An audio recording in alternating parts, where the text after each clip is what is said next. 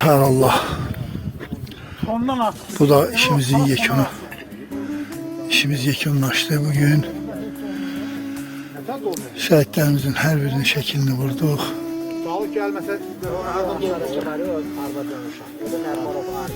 Böyle işler böyle işler.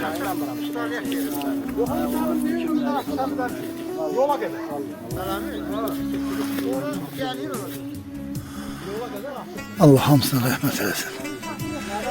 Yerleri behişt olsun.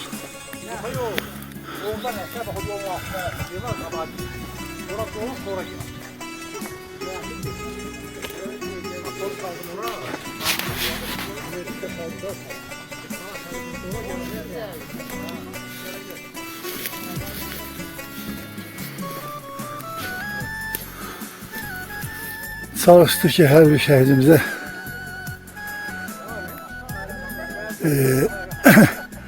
şehit olduğu tarihine bulanına geldi, nail olduk. Olabilse ki seflerimiz olsun. Çünkü zaman çok geçip informasyonlarda çok düzgün değil. Ona göre de çalıştık ki hamısı bildiğimiz kadar yayın olsun ve yani sırasıyla olsun, şehit olmaz sırasıyla.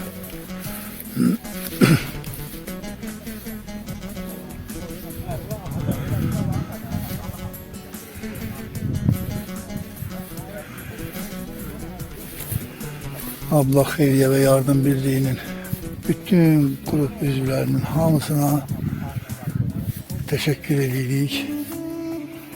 Allah canınıza sağlık versin. Allah işinizi